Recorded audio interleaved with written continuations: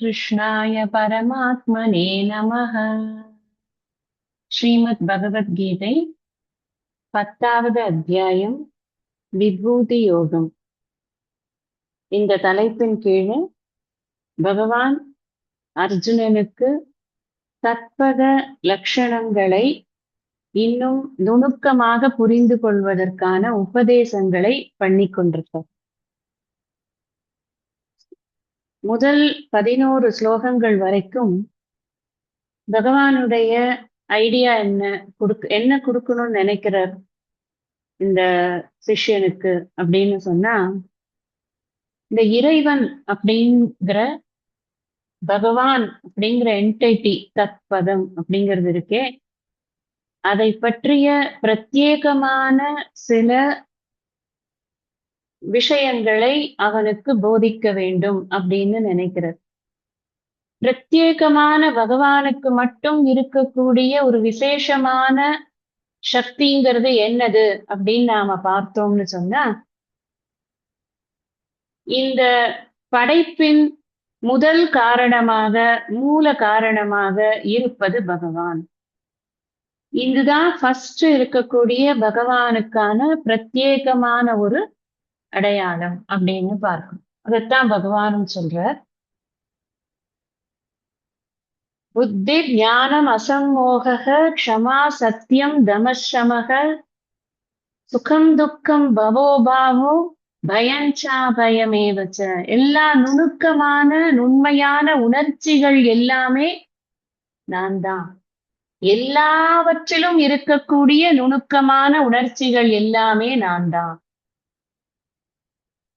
அது மாத்திரமல்ல, இந்த கிரியேஷன் எப்படி உருவாகிறது, இதற்கான மெட்டீரியல் எங்கேந்து வருது, அது நான் தான். அப்போ மெட்டீரியல் காஸ், இன்டெலிஜென்ட் காஸ் ரெண்டுமே நான் தான். மெட்டீரியல் காஸ் நான் தாங்கிறத எங்க சொல்றார்? மகர்ஷய சப்த பூர்வே சத்வாரோ மனவஸ்ததா மத்பாவா மானசா ஜாதா ஏஷாம் லோக இமா பிரஜாகா.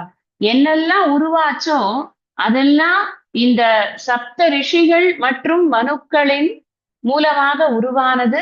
அவர்கள் என்னால் உருவாக்கப்பட்டவர்கள். நான் தான் அதற்கெல்லாவற்றுக்கும் காரணமாக இருக்கிறேன். நுண்மையான விஷயங்களுக்கு யார் காரணம்? நான். பரு விஷயங்களுக்கு யார் காரணம்? நான். இந்த நுண்மையான விஷயங்கள், பரு விஷயங்கள் எதுவாக இருந்தாலும் இது இந்த உலகத்தில் இயங்கிக் கொண்டிருக்கக்கூடியதாக இருக்கிறது. அப்போ இந்த உலகத்தின் இயக்கத்திற்கு நான் காரணமாக இருக்கிறேன். சேத்தன தத்துவமாக எது இருக்கிறது அப்படின்னா, இந்த இறைவன் தான் இருக்கிறார். பகவான் பரம்பொருள் சேத்தனம். நம்ம சொல்றோம் இல்லையா, ஆம்னீஷியன்ட், சென்ஷியன்ட் அப்படின்னு இங்கிலீஷ்ல சொல்றோம். அதத்தான் சேத்தன தத்துவம், சைத்தன்யம்னு சொல்றோம் இல்லையா, அது வேற ஒண்ணும் இல்லை. இந்த சேத்தன தத்துவத்தை சைத்தன்யம்னு சொல்றோம். இந்த சேத்தன தத்துவம்னா என்ன? அதுல ஒரு ஆக்டிவிட்டி இருக்கு. அச்சேதனம்னா ஆக்டிவிட்டி கிடையாது. இப்ப இந்த டேபிள் நகராது, ஆனா இதுக்குள்ள ஒரு ஆக்டிவிட்டி இருக்கு. அந்த ஆக்டிவிட்டி வெளியில தெரியாது. இந்த தேய்தல் மாய்தல்லாம் இருக்கு, வளர்தல் தான் இல்ல. முழுமையா அதெல்லாம் இருக்கிறது சில விஷயங்கள்ல வச்சிருக்கார். அதெல்லாம் முழுமையா இல்லாம சில விஷயங்களை வச்சிருக்கார். அப்ப எல்லாவற்றுக்குமான ஒரு சைத்தன்யம், அந்த சேத்தன தத்துவம்ங்கிறது யாரு அப்படின்னு சொன்னா பகவான். அவர் எப்படி மெட்டீரியல் காசா இருக்கார்? எல்லாவற்றுக்குமான ஆதி காரணமாக, உருப்பொருள் காரணமாக எப்படி இருக்கிறார் அப்படின்னா, எப்படி ஒரு விதைக்குள்ள ஒரு மரம் ஒளிந்து கொண்டிருக்கிறதோ, நம்ம பார்க்கிறோம். ஒரு விதை, ஆல விதையை எடுத்துக்கிறோம், பிரிக்கிறோம், மரம் தெரியுமா? தெரியாது. நல்லா பிரிச்சு பிரிச்சு உள்ளுக்குள்ள ஒண்ணும் இல்லைங்கிறத கண்டுபிடிச்சிரும்.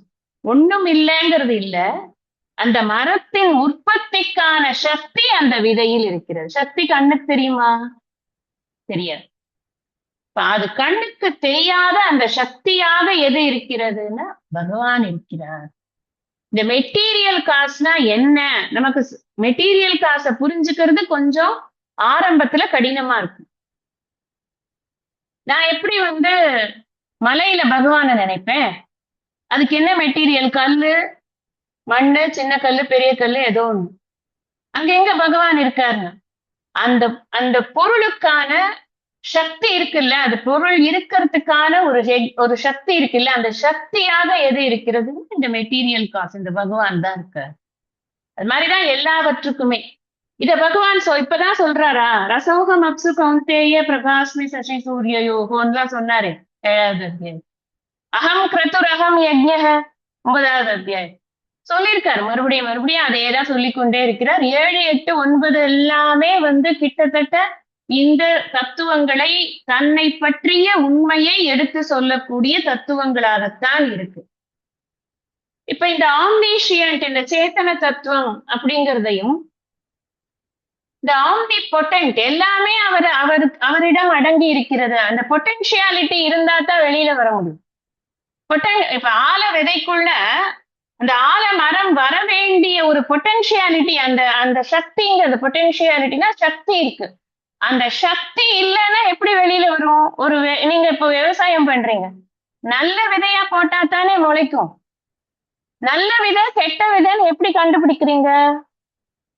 முளைச்சாதானே தெரியும். சக்தி இருக்கா இல்லையாங்கிறத எப்படி நம்ம கண்ணுல பார்க்க முடியுமா? முடியாது. இந்த பகவானுடைய சக்திங்கிறது எப்படி தெரியறது அப்படின்னா, அதுக்கு பேர் தான் யோக சக்திங்கிறது. இந்த யோக சக்திங்கிறது உள்ளுக்குள்ளேயே இருக்கு. பகவானுடைய சக்தி வெளிப்படாமல் இந்த யோகமானது உள்ளுக்குள்ளேயே இருக்கு. அதுக்கு பேர் டெக்னிக்கலா என்ன சொல்றாங்கன்னா யோக சக்தி அப்படின்னு சொல்றாங்க. இந்த யோக சக்தியா இருக்கிறச்சு அது வெளியில தெரியறது கிடையாது.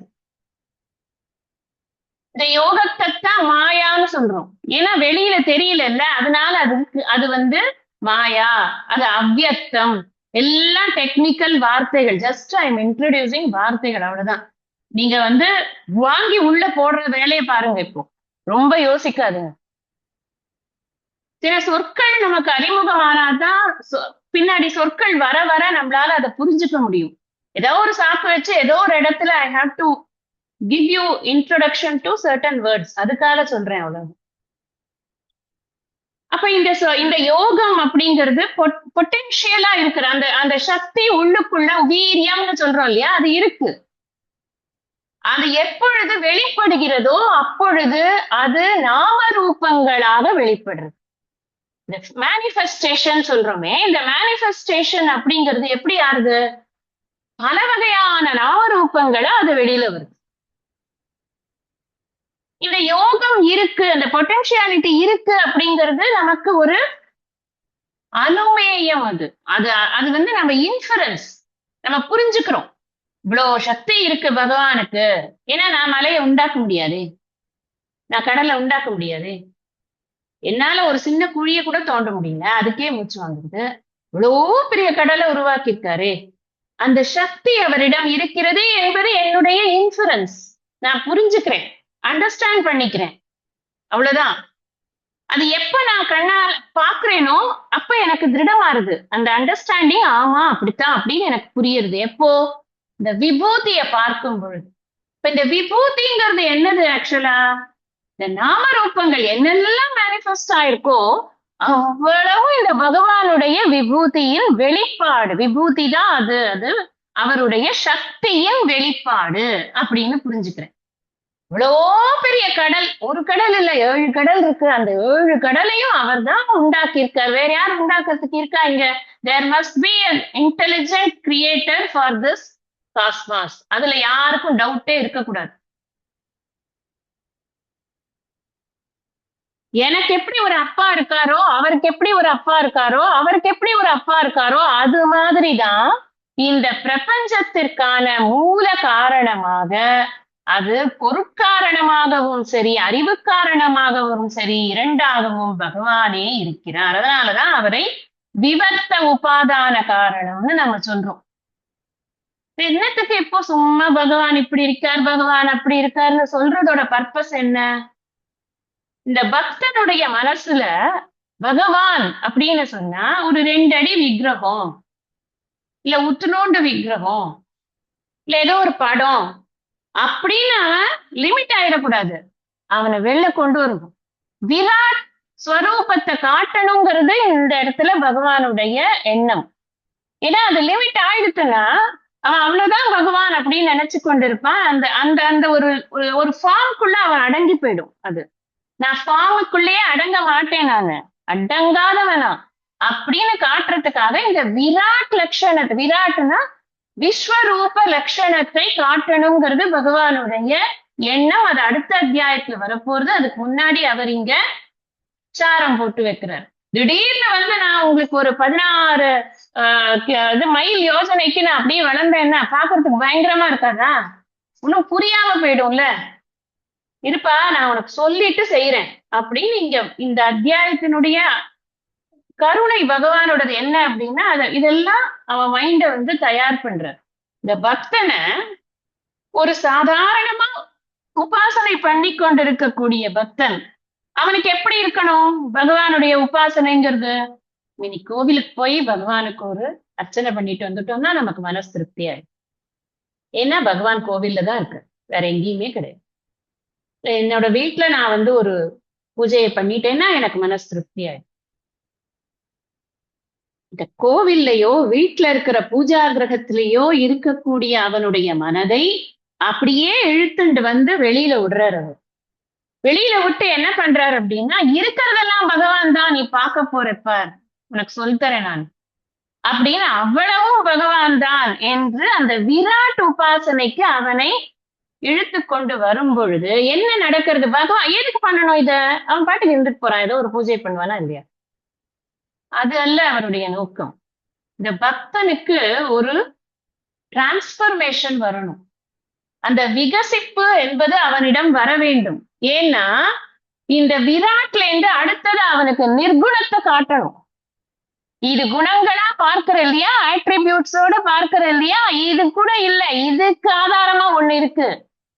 நான் 7வது அத்தியாயத்துல உங்க எல்லார்கிட்டையும் சொல்லும் பொழுது, நீங்க பார்க்கக்கூடிய அந்த உருவத்தில் இல்லை, அதை தாண்டி இருக்கிறது, அதற்கு ஆதாரமா இருக்கு சொன்ன போது ஒரு அட்லீஸ்ட் ஒரு 5-6 பேர் வாய்ஸ் நோட்டு, அது எப்படி பாக்குறது, அது எப்படி இருக்க முடியும், அது எப்படி, அந்த உருவம் தானே முக்கியம், அதை தானே நம்ம கும்பிடுறோம், அதை விட்டுட சொல்றீங்களா அப்படின்னு ஃபர்ஸ்ட் சொன்னா அதானே வரும் ரியாக்ஷன். ஏன்னா நான் இத்தனை காலமா நான் அதை பண்ணி கொண்டிருக்கேன். பகவான் என்ன பண்ற, அழகா கொஞ்சம் கொஞ்சமா ஸ்டெப் பை ஸ்டெப் கூட்டிட்டு வர. நீ பண்ணு, இப்படி பண்ணிட்டே இரு, கொஞ்சம் கொஞ்சமா வெளியில வீட்டை விட்டு வெளில வா. வீட்டை விட்டு வெளில வந்தனா நீ பார்க்கிற பத்தியா, புல்லுல இருந்து ஆகாசம் வரைக்கும் அவ்வளவும் நான் தான் அப்படின்னு காட்டுறதுக்கான இங்க கொண்டு இந்த விராட் உபாசனையை இங்க காட்ட போற. இந்த விராட் உபாசனையை இன்னும் பலமா காட்டுறதுக்கு தான் 11வது அத்தியாயம். அதுக்கப்புறம் அவனுக்கு புரிய வேண்டியது என்னன்னா, இதை தாண்டி இதற்கு ஆதாரமாக இருக்கக்கூடிய அந்த நிர்குண பிரம்மத்தை அவன் அறிய வேண்டும், உணர வேண்டும். அறிஞ்சிடுவான். அவனுக்கு இவ்வளவு நேரமா அவன் அறிஞ்சுன்னு தான் இருக்கான். உள்ளுக்குள்ள அது இன்னும் இறங்கல, அது இறங்கணும். அந்த விஷயம் அவனுக்கு தன்மயம் ஆகணுங்கிறதுக்காக அந்த பக்தனை கொஞ்சம் கொஞ்சமா அவர் எலிவேட் பண்ணி கொண்டே வருகிறார். அப்படிங்கிறது தான் இந்த ஃபர்ஸ்ட் போட்ட பேஸ் எல்லாம். இந்த 11th ஸ்லோகா வரைக்கும் என்ன பண்ணினார் அவர்னா, இப்படிப்பட்ட பக்தன் என்னெல்லாம் பண்ணிட்டு இருப்பான், சதத யுக்தானாம், எப்ப பார்த்தாலும் அவனுக்கு என்ன தவிர வேற சிந்தனையே இருக்காது. அப்படி இருக்கக்கூடியவனுக்கு அவனை எக்ஸ்பிளைன் பண்ணதான் 9வது ஸ்லோகத்துல சொல்லிட்டாரு. மச்சித்தா மத்கத பிராணா. ஒண்ணு இவ்வளவு இன்ஸ்பைரிங்கா இருக்கக்கூடிய பகவானை தவிர வேற என்னத்த நினைக்க முடியும்? யோசிச்சு பாருங்களேன். ரொம்ப இன்ஸ்பைரிங்கா இருக்கு இவரை பத்தி நம்ம தெரிஞ்சுக்கணும்னா. எல்லாமே அவர் தாங்கிறாரு, அப்படி எப்படி எல்லாமே இருக்க முடியும் அப்படிங்கிற ஒரு இன்குவிசிட்டிவ்னஸ் வருது இல்ல அவனுக்கு. அவன் நிறைய தெரிஞ்சுக்கணும்னு ஆசைப்படுறான், பகவானை பத்தி நிறைய தெரிஞ்சுக்கிறான். அப்படி தெரிஞ்சுக்க எனக்கு புதுசா தெரிஞ்ச விஷயம் தான் மைண்ட்ல எப்பவுமே டாமினண்டா இருக்கும். எல்லார்ட்டையும் அதை பத்தியே பேசிட்டு இருக்காங்க. மச்சிக்கா மத்கத பிராணா போதயந்த பரஸ்பரம் எல்லாம் சொன்னார். அப்புறம் எப்படின்னா சதத யுக்தா, நாம் எப்பவும் அதிலேயே ஒன்றி இருக்கிறான். அப்படி இருக்கிறவனுக்கு நான் புத்தி யோகத்தை கொடுக்குறேன்ப்பா. இந்த புத்தி யோகத்தை கொடுத்துட்டு அப்படியே ஓடி போயிடுவேன் அப்படி இல்லை. நான் தான் உள்ளுக்குள்ள அந்தர்யாமியாக இருந்து கொண்டு அவனிடம் இருக்கக்கூடிய அஜ்ஞானத்தினால் உண்டான அந்த தமப்பிரதானமான இருளை நான் போக்குகிறேன் அப்படிங்கிற கேரண்டி கொடுக்கிற 10 and 11 வெரி வெரி இம்பார்ட்டன்ட். அதுதான் பகவானுடைய மகா பெரிய பிரசாதம். எனக்கெல்லாம் பங்களாவும் வேண்டாம், காரும் வேண்டாம், வீடும் வேண்டாம், நகையும் வேண்டாம், நட்டும் வேண்டாம், ஒண்ணுமே வேண்டாம். இந்த பிரசாதத்தை நீ கொடுத்தனால எனக்கு போதும் அப்படின்னு கேட்க தெரியணும். பகவான்கிட்ட போனா இத குடு போறோம், உள்ளுக்குள்ள நீ இருக்கேங்கிற அறிவை கொடு ஃபர்ஸ்ட். உன்னைத்தான் எல்லா இடத்துலயும் பாக்குறேங்கிற புத்திய கொடு, எனக்கு வேற எதுவுமே வேண்டாம் அப்படின்னு கேட்கறதுக்கு அவன் தயாராயிடுவான். அதுதான் அவனை தயார் பண்ணிட்டு இருக்காரு. இப்போ அர்ஜுனன் அவனோட டேர்ன். இப்போ அவனோட டேர்ன் என்ன? நான் என்னெல்லாம் உன்னை பத்தி நான் தெரிஞ்சுட்டேனோ அது எல்லாத்தையும் நான் சத்தியம்னு ஒத்துக்கிறேன். எனக்கு இதெல்லாம் புரியுது, நல்லா புரியுது. யாராலையும் சொல்ல முடியாது வேற, அதுவும் எனக்கு புரியுது. ரிஷிகளால சொல்ல முடியாது, தேவர்களால சொல்ல முடியாது, யாராலையும் சொல்ல முடியாது. ஆனா நீ மட்டும்தான் சொல்ல முடியும். அதுவும் எனக்கு நல்லாவே புரியுது. ஏன்னா அது உனக்கு மாத்திரம்தான் தெரிஞ்ச ரகசியமா வேற இருக்கு. ஸ்வயமேவ ஆத்மனாத்மானம் வேத்தத்துவம் புருஷோத்தம. உன்னை தவிர ஒத்ராலையுமே அது சொல்ல முடியாத விஷயம். ஏன்னா உனக்குத்தான் முழுமையாக தெரியும். நீ பூத பூத பாவனா பூதேஷா தேவதேவா ஜெகத்பதே எவ்வளவு வார்த்தைகள் போட்டு எப்படி அப்படியே ஸ்லாகிக்கிறான் அவருடைய குரு கம் தெய்வம். அப்படி இருக்காரு இப்போ பகவான்.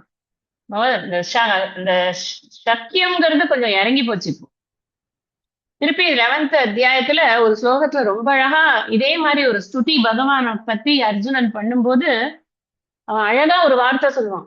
உன்னை போய் நான் சாதாரண ஃப்ரெண்டுன்னு நினைச்சு எத்தனை எல்லாம் பேசியிருக்கேன்ல. ஏய் நீ இப்ப அதெல்லாம் இப்ப மனசுல வச்சுக்காத, எனக்கு எவ்வளவு பெரிய ஆள் நீன்னு இப்பதான் தெரியுது அப்படின்னு. இப்ப நமக்கே சில சமயம் ரொம்ப க்ளோஸா பழகுவோம். ஆனா அவங்களுக்குள்ள இருக்கிற பொட்டன்ஷியல் தெரியாம இருக்கும். அது தெரிஞ்ச உடனே நம்மளுக்கு ஒரு பெரிய ஆச்சரியம் இருக்கும். இவங்க கிட்ட இவ்வளவு பொட்டன்ஷியல் இருக்கு, நம்ம பார்க்கவே இவ்வளவு நாள் நம்ம ரெக்கக்னைஸே பண்ணலையே அப்படி. அந்த மாதிரி ஒரு அழகான ஒரு ஒரு இதை காட்டுவான் அர்ஜுனன். இல்ல நமக்கு ஏற்படுறதெல்லாம் அங்க நம்ம பார்க்கலாம், இந்த இந்த சம்வாதத்துல பார்க்கலாம். அப்புறம் என்ன சொல்றான்? எனக்கு மிச்சம் இது இல்லாம நீ சொல்லுப்பா, உன்னை பத்தி நீ கம்ப்ளீட்டா எனக்கு you give me a note. அது ரொம்ப முக்கியம். எனக்கு உன்னை பத்தி நான் ஃபுல்லா தெரிஞ்சுக்கணும். பக்துமர்ஹஸ்யசேஷேண திவ்யாத்ம விபூதய. உன்னுடைய திவ்யமான அந்த விபூதி இருக்கிறதே, அதை பற்றி நீ கொஞ்சம் கூட மிச்சம் இல்லாமல் சொல்வதற்கு நீதான் சரியான ஆளு. அதனால நீயே சொல்லு. நான் எப்படி உன்னை புரிந்து கொண்டு நான் எவ்விதமாக உன்னை சதா தியானிப்பது? அது அடுத்த கேள்வி. நீ சொல்லிட்டேன்னா கூட எப்படி நான் உன்னை தியானிக்கிறது? நான் தியானிக்கிறதுக்கு எனக்கு ஏதாவது ஒரு ஆலம்பனம் கூட. நீ சொல்லும் பொழுது எல்லாம் நான் தான் சொல்லிட்டு போயிட்டேன்னா எனக்கு புரியாது. நீ ஒரு விஷயத்திலையும் எது பெஸ்ட்ன்னு சொன்னா நான் அதை தியானிப்பேனா இல்லையா? அப்படி சொல்ல கொஞ்சம் அப்படின்னு அடுத்தது கேட்கிறான். அப்புறம் என்ன சொல்றான்? விஸ்தரேன் ஆத்மனோ யோகம் விபூதிஞ்ச ஜனார்தன பூய கதையக திருப்திகி சுண்வதோ நாஸ்திமே மிருதம். தான் கடைசியில பார்த்தோம். எத்தனை நீ சொன்னாலும் எனக்கு மட்டும் தெவிட்டுறதே இல்லையப்பா. ஏன்னா அது அப்படி ஒரு அமிர்தமா இருக்கு. உன்னை பத்தி தெரிஞ்சுக்கிறதுல எனக்கு திரும்ப திரும்ப திரும்ப எனக்கு அதுல ஒரு உற்சாகமும் உத்வேகமும் தான் வருதே தவிர்த்து எனக்கு வாண்டானே அது தோணவே இல்லை. அப்புறம் சொல்றாரு, ஏன் இந்த பூய கதையக திருப்திகி. பூயகன்னா மீண்டும் சொல்லு. எப்படி சொல்லணும்? விஸ்தரேன சொல்லு, விரிவாக சொல்லு. கதையக நீ எனக்கு திரும்ப சொல்லணும். நீ எனக்கு சொல்வாயாக அப்படிங்கிற. எனக்கு திருப்தி ஏற்படல. நான் இது வரைக்கும் கேட்டு கேட்டு கூட சரி போதும், எனக்கு கேட்ட வரைக்கும் எப்ப பாரு என்ன பகவான் பகவான் எல்லாம் புரிஞ்சுட்டு போ அப்படின்னு சொல்ல என்னால முடியலப்பா. அவ்வளவு இன்ட்ரெஸ்டிங்கா இருக்கு உன்னோட கதையெல்லாம், அவ்வளவு இன்ட்ரெஸ்டிங்கா இருக்கு உன்னை பத்தி தெரிஞ்சுக்கிறதுல. ஜனார்தனங்கிற வார்த்தை, ஆர்த அப்படிங்கிற வார்த்தைக்கு அர்த்துங்கிறது அதுக்கு ரூட். இந்த அர்த்துங்கிற ரூட்டுக்கு 2 அர்த்தம் இருக்கு. ஒண்ணு கமனம், போகிறது ஒரு இடத்துக்கு. இன்னொன்னு யாச்சகம், யாசிப்பது. ஆதிசங்கரர் அழகா இதுக்கு அர்த்தம் என்ன சொல்றாருன்னா ஜனார்தன அப்படின்னு. யூஸ்வலா ஜனார்தன ஜனங்களுக்கு பிரியமாக இருப்பவனே, ஜனங்களால் நாடப்படுபவனே அப்படின்னு பொதுவா அர்த்தம் போட்டுருவாங்க. அவர் என்ன சொல்றாருன்னா இந்த துஷ்டர்கள்லாம் இருக்காங்கல்ல, அவங்களெல்லாம் துவம்சம் பண்ணி நரகத்துக்கு அனுப்பக்கூடியவரா இருக்காராம் அவர். அதனால இவர் ஜனார்தன. ஓ அனுப்பிடுறார், யூ கோ டு நரகா அப்படி. அதுக்காக வேண்டி மக்கள்லாம் இவரை நாடுறா, துஷ்டர்கள் கிட்ட இருந்து காப்பாத்திக்க. அது மாத்திரம் இல்ல, இந்த யாசிக்கிறதுங்கிறது எதுக்காக யாசிக்கிறா மக்கள்லாம் இவர்கிட்ட அப்படின்னா, உலகியல் ரீதியான பலன்களை இவரிடம் யாசிக்கிறார்கள். அதுக்கு மாத்திரம் இல்ல, சில ஞானிகளிடமிருந்து நிஸ்ரேயசான பலன்களும் இவரிடமிருந்து யாசிக்கப்படுது. உலகியல் ரீதியான பலன்களுக்கும் பகவானை நாடுகிறார்கள், மோட்ச பலனுக்கும் பகவானை நாடுகிறார்கள். ஆக மொத்தத்துல எல்லாரும் பகவானை நாடுகிறார்கள். ஆகையால் இவர் ஜனார்தனர். இந்த ஜனார்தன அப்படிங்கிற வார்த்தை இந்த இடத்துல ஏன் போடுறார் அப்படின்னா, இத்தனை பெரிய பெருமை இருக்கிற நீ யாரெல்லாம் கேட்கிறாங்களோ அவர்களுக்கெல்லாம் கேட்பதை ஈவன் உலகியல் பலனாக இருந்தாலும் கொடுக்கிறாயா இல்லையா? எனக்கு உன்னை பற்றித்தான் அறிய வேண்டும், அதை மாத்திரம் நீ எனக்கு கொடு. ஒரு பெஸ்ட் டிவோட்டி என்ன கேட்பாருன்னா, எனக்கு ஒன்ன தெரிஞ்சுக்கணும், உன்னோடய என் மனசு ஐக்கியமா இருக்கணும். இப்ப பார்த்தாலும் வேற இந்த நீ படைச்ச உலகத்தை நீயே வச்சுக்கோ, எனக்கு ஒண்ணு வேண்டாம். தான் பெஸ்ட் டிவோட்டியோடைய ஸ்டேட் ஆஃப் மைண்ட். அதுதான் இது வரைக்கும் நாம பார்த்தோம்.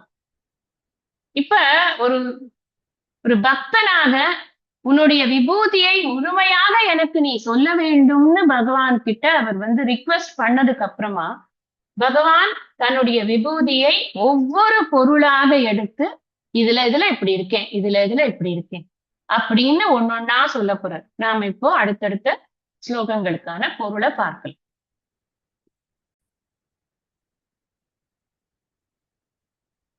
ஸ்ரீ பகவானுவாச்ச ஹந்த தே கதயிஷ்யாமி திவ்யா ஹ்யாத்ம விபூதயः प्राधान्यतः कुरु श्रेष्ठ नास्त्यन्तो विस्तरस्य मे.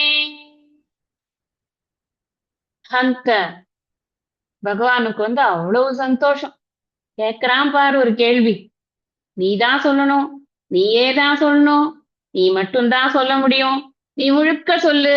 எவ்வளவு ஆசையா கேட்கிறான். அது வேற அமிர்தம்னு வேற சொல்லிட்டான். அவனுக்கு கொஞ்சம் கூட தேவிட்டவே இல்லையா.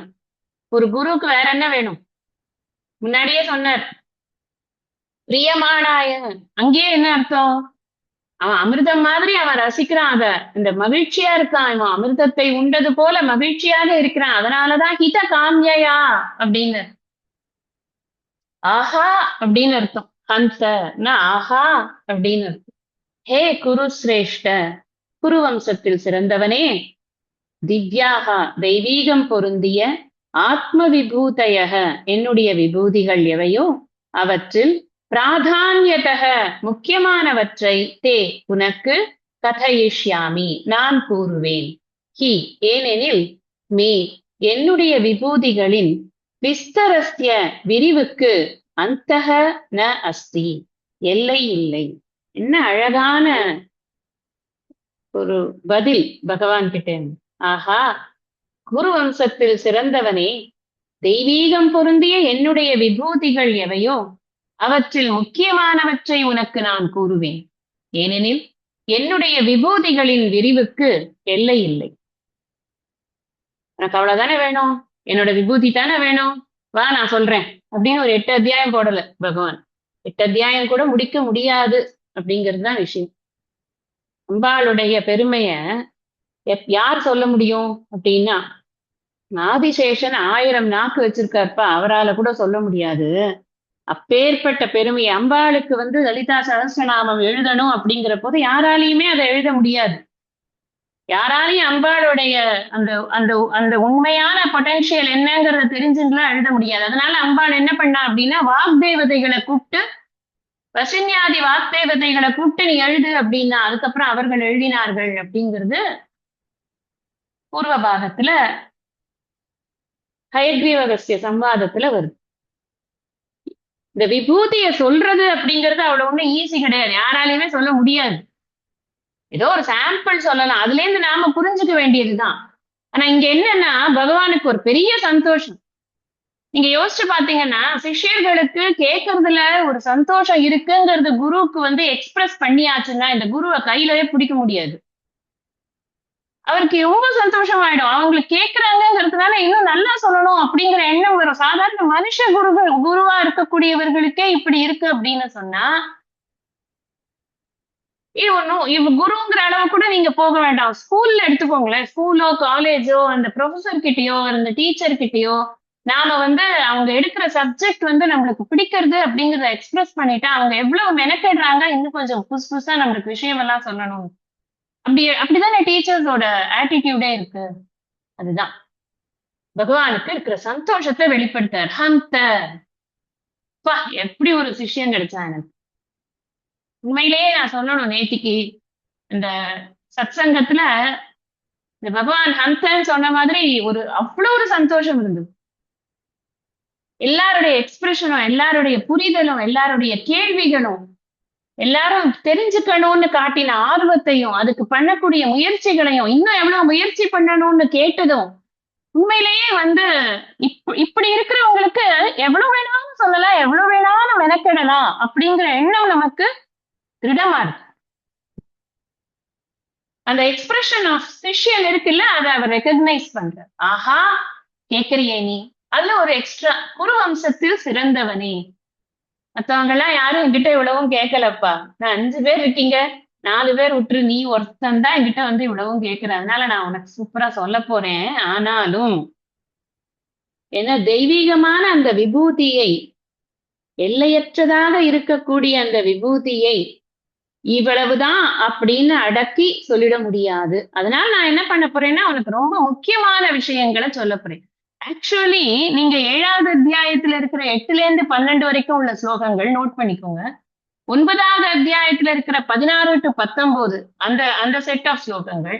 இதே 10வது அத்தியாயத்துல இப்ப நம்ம பார்த்தோமே, இந்த புத்திர் ஞானம் அசம்மோக எல்லாம் பார்த்தோம் இல்லையா, இந்த 4ல இருந்து 6 வரைக்கும் இருக்கிற ஸ்லோகங்கள், இது எல்லாமே விபூதி தான். இதே விபூதியை தான் பகவான் வந்து, நான் முன்னாடியே சொன்னேன் உங்களுக்கு 2 கிளாஸ் முன்னாடி, நம்ம இப்ப எல்லாம் யூடியூப்ல வந்து ரீல்ஸ் ஷார்ட்ஸ்ன்னு ஒண்ணு இருக்கு இல்லையா, ஷார்ட்ஸ்ன்னு ஒண்ணு பாக்குறோம். 3 நிமிஷத்துல சொல்லக்கூடியது ஷார்ட்ஸ், ஒரு 30 நிமிஷத்துல சொல்லக்கூடியது வீடியோ. இந்த 3 நிமிஷத்துல சொல்ற மாதிரி ஷார்ட்ஸா காமிச்சிட்டார். ஏற்கனவே 7ல காமிச்சாச்சு, 8ல காமிச்சாச்சு, 9ல காமிச்சாச்சு, எல்லாம் காமிச்சாச்சு. அதையெல்லாம் ரெக்கக்னைஸ் பண்ணிதான் அர்ஜுனன் போன ஸ்லோகத்துல சொன்னா, பூய கதையக, திரும்பி சொல்லுங்க. நான் முன்னாடி சொல்லிருக்கீங்க, அப்ப நான் தூங்கிட்டேன்னு நினைச்சிட்டாதீங்க. நான் நல்லா முயற்சிதான் கேட்டுட்டு இருந்தேன், அது எனக்கு பத்தல, எனக்கு அதுக்கு வந்து அமிர்தம் மாதிரி இருக்கு, தெவிட்ட மாட்டேங்குது, அதனால நீங்க இன்னும் கொஞ்சம் சொல்லுங்க, திரும்ப சொல்லுங்க. அங்க அர்த்தம் அது. அதனால பகவான் என்ன சொல்ற, நான் ஏற்கனவே உனக்கு சொல்லியிருக்கேன்னா கூட திரும்ப சொல்றேன் உனக்கு நான். ஆனாலும் முழுசா சொல்ல முடியாதப்பா, அது அப்படிப்பட்டதாக இல்லை. ஏன்னா எங்கும் நிறைந்திருக்கிறது அப்படிங்கிற ஒரு வார்த்தையில சொல்ல போற விஷயம் கிடையாது. இப்ப என்னென்னத்துல எது விஷயமாக என்னை நீ தியானிக்க வேண்டும்னு வேற கேட்டிருக்க. நீ எங்க கேட்டாரு அவரு, கதம் வித்யாம் அகம் யோகின் ஸ்வாம் சதா பரிச்சிந்தையன், என்னை எப்படி தியானிக்க வேண்டும்னு கேட்கிற பத்தியா. ஒரு இடத்துல ஒரு விஷயத்துல இருக்கிற ஸ்பெஷாலிட்டி என்னவோ அதை நான் சொல்றேன், அதை வச்சு தியானம் பண்ணு. அப்போ உன்னுடைய தியானம் தெய்வீகமான என்னுடைய விபூதியை தியானிப்பதாக ஆகும். அதனால நான் முக்கியமான விஷயத்தெல்லாம் சொல்றேன். தியானத்துக்கு எப்படி நீங்க இது எடுத்துக்கலாம், சப்ஜெக்ட் எடுத்துப்பீங்க. நம்ம வந்து நீங்க சென்னையை தியானம் செய்யுங்கள் அப்படின்னு நான் சொன்னேன்னு வச்சுக்கோங்களேன், எப்படி சென்னையை தியானம் பண்ணுவீர்கள்? அல்லது இந்தியாவை தியானம் செய்யுங்கள் அப்படின்னு சொல்றேன். இந்தியாவை தியானம் செய்யுங்கன்னா எப்படி தியானம் பண்ண முடியும்? இந்தியாவை இந்த மேப்பு இல்லைன்னா அந்த இது ஒரு ஸ்டேட்ல இருக்கிறது ஒன்னொன்னா இப்படி எல்லாம் தியானம் பண்ண முடியுமா? இந்தியானா உடனே நமக்கு ஏதாவது ஒரு விஷயம், இந்தியால என்னத்தை தியானம் பண்றது? நேஷனல் பிளாக் ரெப்ரசன்ஸ் இந்தியாங்கிறதுனால அப்படியே நேஷனல் பிளாக தியானம் பண்ண நான் இந்தியாவை தியானம் பண்றேன்னு அர்த்தமா இருக்கு. கரெக்டா? ஒரு உதாரணத்தை புரிஞ்சுக்கிறதுக்காக சொல்ல, ஏதாவது ஒரு ஆலம்பனம் வேணும். தியானம் அப்படின்னு வச்சானா ஏதாவது ஒரு ஆலம்பனம் வேணும். இப்படி தியானம் பண்ணு அப்படின்னா இந்தியாவை தியானம் பண்ணுன்னு சொல்ல. இந்தியாங்கிறது எப்படி ரெப்ரசென்ட் ஆகுதுன்னா, இந்த மூவர்ண கொடியிலான ரெப்ரசென்ட் ஆகுது. மூவர்ண கொடியை நான் நினைக்கும் பொழுது இந்தியாவை நினைக்கிறேன். அந்த மாதிரி நான் ஒரு விஷயத்திலையும் பெஸ்ட் என்னவோ அதை உனக்கு நான் சொல்றேன். நீ அதை எல்லாத்தையும் தியானம் பண்ணினியானா அந்த தெய்வீகமான என்னுடைய விபூதியை தியானம் செய்ததாக ஆகிறது.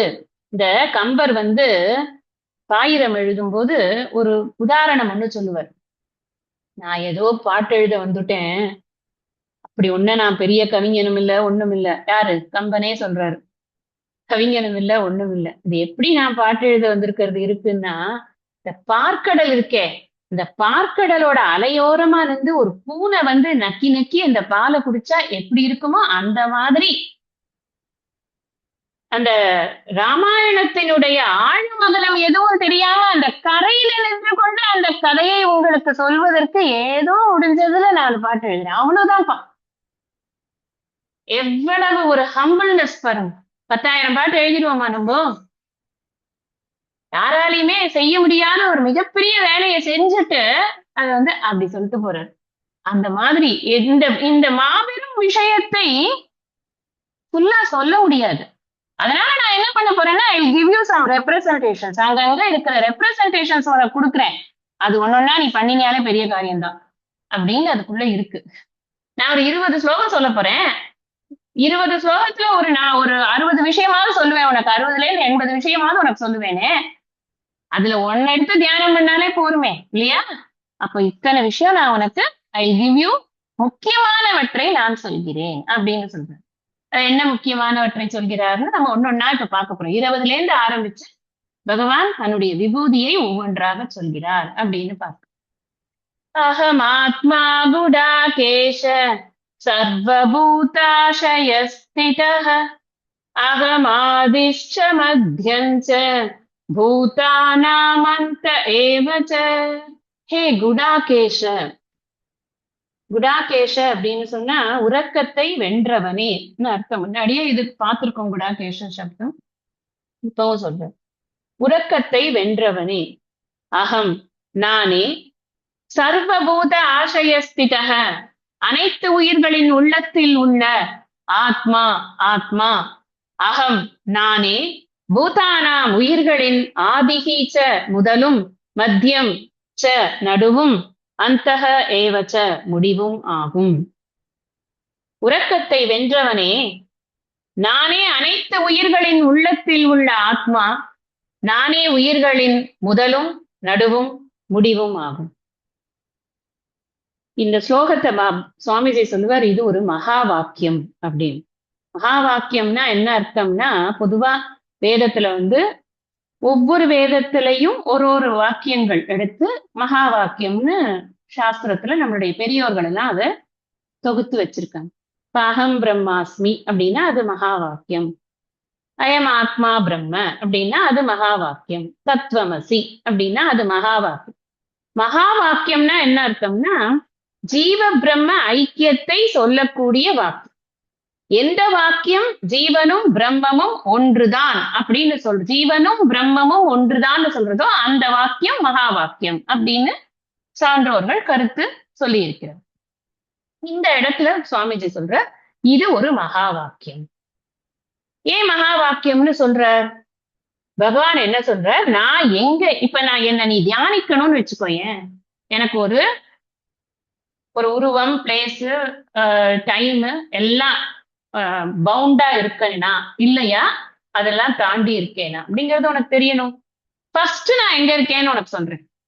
ஃபர்ஸ்ட் எங்க இருக்காருன்னா, சர்வபூத ஆசயஸ்திதக. ரொம்ப முக்கியமான சொற்கள். அனைத்து உயிர்களின் உள்ளத்தில் அந்தர்யாமியாக எல்லா உயிர்களுக்குள்ளும் நான் தான்ப்பா இருக்கேன். நீ போய் எங்கன்னா போய் கோவில் வாசல் நின்று 200 ரூபா டிக்கெட் கிடைக்குமா, 500 ரூபா டிக்கெட் கிடைக்குமா, இப்ப கிடைக்குமா, அப்ப கிடைக்குமா, எத்தனை ரூபா கொடுத்தா உள்ள போகலாம், இல்ல அவனுக்கு எவ்வளவு வெட்டலாம்னு பார்க்காத. அவசியமே கிடையாது அதுக்கெல்லாம். ஏன் அவசியமா நீ அவனுக்கும் பாவத்தை சேர்க்கிற, நீயும் பாவத்தை சேர்த்துக்கிற? அவசியம் இல்லை. உட்காரு முதல்ல. சர்வபூத ஆசயஸ்திதக எல்லா உயிர்களுக்குள்ளும் இருக்கக்கூடிய அந்தர்யாமியாக நான் தான் இருக்கிறேன். இது என்னது அப்படின்னா, நம்ம தொடர்ந்து சொல்லிக்கொண்டே வரேன், மறந்துடாதீங்க. திரும்ப திரும்ப சொல்லிட்டு இருப்பேன். ஆனா நீங்க மறக்கிறீடோ மறக்கலையோ, எல்லாருக்கும் எல்லாம் ஞாபகம் இருக்கணும்னு அவசியம் கிடையாது. மறக்கிறதுக்கு நிறைய சான்சஸ் தான் இருக்கு. இப்படி 40 வாட்டி 50 வாட்டி சொன்னதுனாலதான் எங்களுக்கு எல்லாம் ஞாபகமே இருக்கு. சுவாமிஜி அழுத்துக்கிறது இல்ல. அதனால உங்களுக்கும் அதே ஏவம் பரம்பரா பிராப்தம் அதை நானும் சொல்றேன். விவர்த்த உபாதான காரணம் நம்ம படிச்சிருக்கோம். மாறுதல்கள் இல்லாத அதே சமயத்தில் காரணமாக அனைத்திற்கும் காரணமாக இருக்கக்கூடிய மாற்றமே இல்லாத காரணமாக இருக்கக்கூடியது எது? பிரம்மன். அதத்தான் இந்த ஃபர்ஸ்ட் லைன்ல சர்வ பூத ஆசயஸ்திதக அப்படின்னு தன்னுடைய தூய உணர்வே நான் அப்படின்னு முதல்ல டிக்ளேர் பண்றார். இந்த தூய உணர்வே நான் is located at Kailasam, is located at Vaikuntam, is located at Goloka பிருந்தாவனம்னு சொல்லல. எங்க எங்க லொகேட் ஆயிருக்கு? சர்வபூத ஆசயஸ்திதக, சர்வ பூதங்கள்லயும் இருக்கு. மீனுக்குள்ள இருக்கு, முதலைக்குள்ள இருக்கு, ஆதி மூலமே கத்துற அந்த ஆணைக்குள்ள இருக்கு. எங்கேயும் வெளியில இல்லப்பா, அங்கங்க அங்கங்க அங்கங்க அதை வழி நடத்தி கொண்டிருக்கக்கூடிய அந்தர்யாமியாக நானே தான் இருக்கிறேன், வேற யாரும் கிடையாது. ஃபர்ஸ்ட் சொல்லிட்டார். லைன் 1லயே என்ன வந்துடுச்சு உங்களுக்கு? விவர்த்த உபாதான காரணம் பிரம்ம, நான் தான் அப்படின்னு டிக்ளேர் பண்ணிட்டு அடுத்தது என்ன சொல்ற? அகம் ஆதிஷ்ட மத்தியஞ்ச பூதானாம் அந்த ஏவச்ச. நான் முதல்ல இருக்கேன், ஆரம்பத்துல நான் தான் இருக்கேன். இந்த ஆதி மூலமேக்கு ஒரு அழகான வியாக்கியானம் சொல்லுவார்கள் பாகவதத்தில். ஆதி மூலமேன்னு கூப்பிடுறானே, யார் போறது அப்படின்னு ஒரு யோசனை வந்துதான். யாருக்குன்னா தேவர்கள், பிரம்மாஜி எல்லாருக்கும். தேவேந்திரன் நாம பாவம் கஷ்டப்படுறான், ஏதோ பகவான் நாமாலாம் சொல்றான், ஓடலாமா அப்படின்னா டக்குன்னு அவனுக்கு தோணிருக்கான், ஆதி மூலமே நான் இல்லையே, எனக்கு மேல யாரு நிறைய இருக்கே, அதனால நான் ஆதி மூலம் இல்லைன்ட்டு ஒரு ஓரமா உட்காந்துட்டான். அதே போல இவர் பிரம்மாஜி கிளம்பினாராம். நானே நாபியிலிருந்து வந்தவன் தானே, எனக்கு ஒரு கிரியேட்டர் இருக்காரு, அப்ப அவர் தானே ஆதி மூலமா இருக்க முடியும், நான் கிடையாது. அதுக்கப்புறம் விஷ்ணு வந்துடுறாரு, என்னத்தான் கூப்பிடுறான் அப்படின்ட்டு கிடுகிடுன்னு வர்றாரு அவர். இந்த ஆதி மூலமே அப்படிங்கிறத நமக்கு புரியுற மாதிரி அழகான வியாக்கியானம், நல்லா ரசிச்சேன் அதை நான், அதனால சொல்றேன். இப்ப இந்த ஆதி காரணமாக நான் தான் இருக்கிறேன்.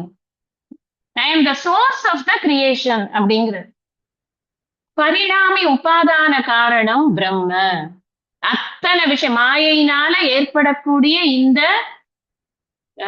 இது இருக்கே, இந்த கிரியேஷன் இருக்கே, இந்த மேனிஃபெஸ்டேஷன் இருக்கே, இந்த வியக்தமாக இருக்கக்கூடிய இந்த ஜெகத்திற்கே, இது பூரா நான் தான், ஆதியிலிருந்து நான் தான். மத்தியமாக இருப்பது, அதாவது ஆரம்பிச்சுட்டு அப்புறமா நான் காணாம போயிட்டேன் அப்படி இல்லப்பா. எக்ஸிஸ்டன்ஸ் இருக்கு இல்லையா, அதுவும் நான் தான். சிருஷ்டி ஸ்திதி லயம் எல்லாம் நான் தான். அதுக்கப்புறம் அந்தக, இது வேற ஃபார்முக்கு போகும்போது இந்த ஃபார்மை முடிக்கிறது இல்ல, அப்பவும் அங்கேயும் நான் தான். திருப்பி வேற ஃபார்மா வர்றதும் நான் தான். அப்ப ஒரு ஃபார்ம், அந்த ஃபார்மோட எக்ஸிஸ்டன்ஸ், ஃபார்ம் முடியறது, திரும்ப இன்னொரு ஃபார்ம், எல்லாமே நான் தான். பரிணாமி உபாதான, முதல்ல சொன்னது என்ன? விவர்த்த உபாதான காரணம் நான். பரிணாமி உபாதான காரணம் நான். மாற்றங்களுக்கு உட்படக்கூடியதும் நான் தான். முதல்ல சொன்னேன் என்னது? மாற்றமே இல்லாமல் இருக்கக்கூடிய காரணமாக இருப்பது நான், மாற்றங்களுக்கு உட்பட்டு இருக்கக்கூடிய காரணமாக இருப்பது நான், ரெண்டும் நான் தான் அப்படின்னு சொல்லிட்டார். நிமித்த உபாதான காரணம் சொல்லப்படவில்லை அப்படின்னாலும் இதுக்குள்ள என்ன இருக்குன்னா சர்வஜ தன்மையை சொல்றாரு. எல்லா இடத்துலயும் இருக்கேன் அப்படின்னா என்ன அர்த்தம்? எனக்குள்ளயும் இருக்காரு, உங்களுக்குள்ளயும் இருக்காரு, இந்த புக்குக்குள்ள இருக்காரு, அதுக்குள்ள இருக்காரு, இதுக்குள்ள இருக்காரு, எல்லா இடத்துலயும் இருக்காரு அப்படின்னா சர்வஜ தன்மை அப்படிங்கிறது நிமித்த உபாதான காரணம். நம்ம 3 உபாதான காரணங்கள் படிச்சிருக்கோம். மாயை கலப்பினால் ஏற்படக்கூடிய இந்த அவ்வியக்தமான இந்த ஜெகத் பூரா என்னத்தினால வந்ததுன்னா இந்த பரிணாமி உபாதான காரணத்தினால வருது. இந்த பரிணாமம் ஏற்படுவதற்கு என்ன வேணும் அப்படின்னா ஒரு நிமித்தம் வேணும். அந்த நிமித்த உபாதான காரணமாக இவர் தான் இருக்கிறார். அந்த நான் தான் இருக்கிறேன்னு சொல்றார் பகவான், நான் தான் இருக்கேன். நான் இப்ப பேசிக்கொண்டிருக்கேன் அப்படின்னா இந்த உடல் இருக்கு, இந்த மனம் இருக்கு, எல்லாம் மாறிக்கொண்டிருக்கிற தத்துவம், அதெல்லாம் யாருன்னா பகவான். மாறாமல் உள்ளே அந்தர்யாமையாக இருந்து கொண்டு இயக்கிக் கொண்டிருக்கிற தத்துவம் எதுன்னா அது பகவான். அதனால எனக்குள்ள என்ன இருக்குன்னா பகவானை தவிர வேற ஒண்ணுமே இல்லை. உள்ளும் புறமும் எங்கும் எங்கும் நீக்கமர நிறைந்திருக்கிறது யாருன்னா இந்த ஒண்ணு எடுத்துட்டா கூட அது பகவான் தான்னா இருக்கிறது எல்லாம் அவர் தான். சாம்பிள் எடுக்கிறேன், இதுல பகவான் தான் இருக்கார். நான் சாம்பிள் அப்படியே விரிவுபடுத்துறேன், எல்லா இடத்துலயும் பகவான் தான் இருக்கார். பகவானுக்கு வேறாக வேறு ஒன்றுமே இல்லை. அதுதான் இங்க நம்ம புரிஞ்சுக்க வேண்டிய முக்கியமான விஷயம். மாயை என்பது பகவானுக்கு வேறானதாக இல்லை. பகவானால் தான் அந்த மாயை வெளிப்படுத்துகிறது. அதனால அந்த மாயை ஏதோ ஸ்பெஷல் பவர்ஸ் இருக்கு, அதுக்கு தனியா ஒரு ஐடென்டிபிகேஷன் இருக்கு, அப்படி கிடையாது. மாயை என்பது ஒரு ஜடம், அதனால எதுவுமே பண்ண முடியாது. மாயைக்கு இந்த பகவானுடைய சக்தி இருந்தால்தான் அதனால கிரியேஷனை மேனிஃபெஸ்டேஷனை கொண்டு வெளியில தள்ள முடியும். அப்ப அதுக்கு எது ஆதி காரணமாக இருக்கிறது, எக்ஸிஸ்டன்ஸ்க்கு எது காரணமாக இருக்கு, எது லயத்திற்கு காரணமாக இருக்குன்னா எல்லாம் பகவான் தான் காரணமாக இருக்கிறது. முன்னாடி சொல்லியிருக்கேன், இருந்தாலும் இப்ப திருப்ப சொல்றேன் இந்த உதாரணத்தை. இப்ப ஒரு கயிறு இருக்கு, அந்த கயிறை நாம சரியான வெளிச்சம் இல்லாத சமயத்தில் போய் பார்க்கும் பொழுது அது பாம்போ அப்படின்னு நினைக்கிறோம். இந்த உதாரணம் நம்ம பார்த்திருக்கோம், கயிறு பாம்பு உதாரணம். 2 அடிக்கு ஏதோ ஒரு பொருள் இருக்கு. என்னுடைய கற்பனையான பாம்புக்கு 4 அடி வைக்க முடியுமா? 2 அடிக்கு ஏதோ ஒரு பொருள் இருக்கு, நான் அதை பாம்புன்னு நினைக்கிறேன், என்னுடைய கற்பனை பாம்பு. அங்க இருக்கிறது 2 அடிக்கான கயிறு. பாம்புக்கு 4 அடி வைக்க முடியுமா, இல்ல 2 அடி தான் வைக்க முடியுமா? 2 அடிக்கு 2 அடி தான் என்னால கற்பனை பண்ண முடியும். சிமிலர்லி இந்த என்டையர் காஸ்மாஸ் எவ்வளவோ அது கற்பனை என்றாலும் அதற்கு ஆதாரமாக இருக்கக்கூடியது அத்தனையும் பிரம்மம் தான். எவ்வளவோ அவ்வளவும். எவ்வளவுங்கிறத அனுப்பமா எங்க அனுப்புறது? எந்த எந்த எந்த கோஆர்டினேட்ல இருந்து எந்த கோஆர்டினேட் வரைக்கும் அளந்து இப்ப யாராவது காமிச்சிருக்காங்களா? ஸ்பேஸ் இஸ் எக்ஸ்பேண்டிங் அப்படிங்கிறான் சயின்ஸ். தெரியாதுல்ல, நமக்கு என்ன தெரியும்? நம்ம ஒரு கோஆர்டினேட் மார்க் பண்ணி வச்சிருப்போம், அப்புறம் தேங்கின்னு அது பாட்டுக்கு போயிடும். தெரியவே தெரியாது நமக்கு. முதல்ல புளூட்டோன்னு ஒண்ணு இருக்குன்னா இப்ப இல்லைங்கிறோம். இதெல்லாம் கண்டுபிடிக்கிற அளவுக்கு நம்மளுடைய அறிவியலே வளரல. அதனால பகவான் இஸ் எக்ஸிஸ்டிங் எவ்ரிவேர் அப்படிங்கறத நம்ம சிம்பிளா புரிஞ்சுக்கிட்டோம் அப்படின்னு சொன்னா, அனைத்தும் இறைவனே. அப்பேற்பட்ட அனைத்துமாக இருக்கக்கூடிய இறைவன், எல்லா இடங்களிலும் இருக்கும் இறைவன் பேசிக்கலி எங்க தன்னை முதல்ல வெளிப்படுத்தி காமிக்கிறான்னா அகம் சர்வபூதாசயஸ்திதக. அதான் ரொம்ப முக்கியம். நான் எங்க வேணா நீ பாருப்பா, அதெல்லாம் இருக்கட்டும், ஆனா முதல்ல உனக்குள்ள பாரு. தூய உணர்வு நான் தான். என்ன நமக்கு புரியணும் அப்படின்னு சொன்னா, முதல் விபூதியே தூய உணர்வே இறைவன். நம்ம ஏற்கனவே இந்த துவம்பத லட்சணார்த்தத்துல நம்ம தூய உணர்வே நான் படிச்சு வச்சிருக்கோமா, மறந்துடக்கூடாது. தூய உணர்வே இறைவன்கிறதுதான் முதல் விபூதியா சொல்றாரு. இப்ப நான் தியானம் பண்ணணும் அப்படின்னா இறைவனை நான் என்னவா வேணா தியானம் பண்ணலாம், பின்னாடி நிறைய சொல்ல போறாரு. ஆனா எல்லாத்த விட நீ இந்த தியானம் பண்ணினா உனக்கு பெஸ்டா இருக்கும் அப்படிங்கறதுனால இத பெஸ்டா ஃபர்ஸ்ட் போட்டாரு. அவர் ஏற்கனவே முக்கியமானவற்றை சொல்றேன்னு சொன்னாரு. இப்ப முக்கியமானவற்றிலேயே மிக முக்கியமானவற்றை தானே நம்ம ஃபர்ஸ்ட் போடுவோம் லிஸ்ட்ல. நான் உங்களுக்கு பெஸ்ட்டை கொடுக்குறேன்னு சொல்லிட்டோம், நான் இருக்கிறதுலயே பெஸ்ட் லாஸ்டா வச்சிருக்கேங்க அப்படின்னு சொல்ல மாட்டோம் இல்லையா? இருக்கிறதுலயே பெஸ்ட் தானே பெஸ்ட் ஃபர்ஸ்ட் வைப்போம். அதைத்தான் பகவான் இங்க பண்ணிருக்காரு. சர்வம் பிரம்மமயம் ஜெகத்து, அதத்தான் இங்க சொல்ற. அந்த பிரம்மமயம் ஜெகத்து நீ புரிஞ்சுக்கோ, அது எங்க இருக்கு, நீ போய் தேடாதே எந்த இடத்துலயும், உன்னுடைய ஹிருதயத்துக்குள்ளேயே இருக்கு, அந்தர்யாமியாக இருக்கிறது. இந்த குடாகா அப்படின்னு சொன்னா ஒரு அர்த்தம் நித்ரான்னு அர்த்தம். நித்ரானா தூக்கம். இவன் தூக்கத்தை வென்றவனாக இருக்கிறான். இவனை புகழறர். இவ்வளவு பெரிய டீப்பா ஒரு சப்ஜெக்ட சொல்லும் போது எவனா தூங்காம இருக்க முடியுமா? ஆனா இவன் தூங்காம இருக்கான். ஏன்னா இவனுக்கு ஏன் தூங்காம இருக்கான்? ஏன்னா இவன் அமிர்தம் எப்படி திகட்டாம இருக்கோ அந்த மாதிரி இவன் கேட்டுக்கொண்டு இருக்கிறான். பிரியமானாங்க மகிழ்ச்சியா கேட்டுக்கொண்டிருக்கிறான். சந்தோஷமா நம்ம ஒரு விஷயத்த கேட்கும்போது தூக்கம் வருமா? வந்தாலும் கலைஞ்சு போயிடும் இல்லையா?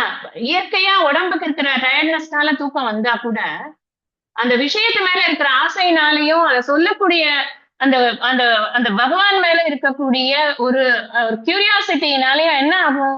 தூக்கம் எல்லாம் கலைஞ்சு போய் நம்ம ஃப்ரெஷ் ஆகி உட்காந்துப்போம். இவன் இருக்கான். குடாகேஷங்கிறதுக்கு இன்னொரு அர்த்தமும் இருக்கு. சுருட்ட முடின்னு ஒரு அர்த்தம். ஸ்டிக் ஹேர் சுருட்ட ஹேர் அப்படின்னு ஒரு அர்த்தம் இருக்கும் இந்த இடத்துல. ஆனா உறக்கத்தை வென்றவனே அப்படிங்கிறதுதான் அர்த்தமாக சொல்லப்படுது. நம்ம நல்லா புரிஞ்சுக்கணும். இங்க ஆத்மா அப்படின்னு பகவான் சொல்லியிருக்க, உள்ளங்களில் உள்ள ஆத்மா, அனைத்து உள்ளங்களிலும் அனைத்து உயிர்களிலும் உள்ள உள்ளங்களில் உள்ள ஆத்மான்னு சொல்லியிருக்கார். அந்த ஆத்மாங்கிறது என்னது அப்படின்னு சொன்னா, எல்லா உள்ளங்களிலும் நான் என்ற சொல்லுக்கு பொருளாக எது இருக்கிறதோ அதுவே நான், அதுவே ஆத்மா. இந்த இடத்துல பிரத்யேகாத்மான்னு இதுக்கு ஒரு பேர். டெக்னிக்கலா இதுக்கு என்ன பேர்னா பிரத்யேகாத்மா. எனக்குள்ள இருக்கு, பிரத்யேகமாக இங்கே இருக்கிறது. எல்லாம் எனக்குள்ளனா எனக்கு உங்களுக்கு மட்டும்தாங்க இருக்கு, எங்களுக்குலாம் இல்லைங்க, அப்படி இல்லை. எல்லா உள்ள சர்வபூதாசயஸ்திதகன்னு சொல்லியிருக்காரு பகவான். அதனால இறைவன் என்னவாக இருக்கிறார்னு கேட்டா, முதல் விஷயம் இறைவன் ஆத்மாவாக இருக்கிறார். இறைவனை எப்படி தியானிப்பது? எந்த கோவில்ல இருக்கிற விக்கிரகத்தை தியானிக்கிறதுக்கு முன்னாடி இறைவன் ஆத்மாவாக இருக்கிறார் என்று முதல்ல தியானிக்கணும். ஆத்ம பூஜை தான் முதல் பூஜை. கோவில் எல்லாமே முதல்ல ஆத்ம பூஜையை முழுக்க முடிச்சுட்டு நமக்கே நம்மளே சங்கல்பம் பண்ணிட்டு இந்த உடம்புக்குள்ளேயே இறைவன் இருக்கிறார் என்று இதற்கே பாத்தியம் அர்க்கியம் எல்லாம் கொடுத்து இதை முதல்ல பூஜை பண்ணிட்டு தான் அதுக்கப்புறம் போய் அந்த டெய்டி கிட்ட போய் உட்கார்ந்து பூஜை பண்றதுங்கிறது ஒரு வழக்கமாகவே இப்ப இல்ல எப்பவுமே ஆகம சாஸ்திரங்களில் இருக்கிற விஷயம்தான். ஆனா நம்ம அண்ணன் வேறதான் பண்ணுவோம். அது ஏதோ ஒரு மெக்கானிக்கலா அது பண்றேன் அப்படி இப்படி இப்படி இப்படி மந்திரம் பாட்டுக்கு ஓடிட்டு உட்காந்து அது அவேர்னஸோட பண்ணா அதுக்கு பலனே வேற லெவல்ல போயிடுவான் பண்றான். இப்ப என்ன அர்த்தம்? ஷார்ட்டா சொல்லனா என்ன அர்த்தம்? விளவிலன்னு இழுக்காம நான் இஸ் ஈக்குவல் டு இறைவன், அவ்வளவுதான். முதல் விபூதி என்ன? நான் தான் இறைவன். கொஞ்சம் கேட்கறதுக்கு ஐயோ என்னங்க இப்படி சொல்லிட்டீங்க, நான் ஏதோ நீங்க சொல்லுவீங்க அந்த அந்த அந்த இதுல இருக்காரு, அந்த மலைக்குள்ள இருக்காரு, இந்த மடுக்குள்ள இருக்காரு, அதெல்லாம் சொல்லுவீங்கன்னு நினைச்சேன். அதெல்லாம் ஒண்ணும் இல்லையா, நான் தான் இறைவன் சொல்லி சப்புன்னு ஆக்கிட்டீங்களே அப்படின்னு. முதல்ல நான் தான் இறைவன் அப்படிங்கிறதுல நமக்கு ஒரு திருட நிச்சயம் வரணும். அப்ப இங்கதான் ஃபர்ஸ்ட் ஸ்டார்டிங். இங்கேருந்துதான் தியானமே ஆரம்பிக்கிறது. பகவானை தியானிப்பதற்கு we need not go to a place. நமக்கு ஒரு பொருள் தேவையில்லை.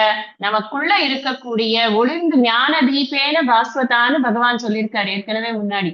அப்படி இருக்கக்கூடிய ஒளிர்ந்து கொண்டிருக்கக்கூடிய உணர்வு ரூபமாக இருக்கக்கூடிய நான் என்ற சொல்லுக்கு பொருளாக இருக்கக்கூடிய இறைவனை தியானிப்பது, இதுதான் முதல் விபூதி. ஆதிசங்கரர் என்ன சொல்றாருன்னா, இத முதல்ல தியானம் பண்ணு, இது முடியலன்னா மத்த விபூதி எல்லாம் நீ தியானம் பண்ணு. அதனாலதான் பகவான் இதை ஃபர்ஸ்ட் போட்டுட்டார்.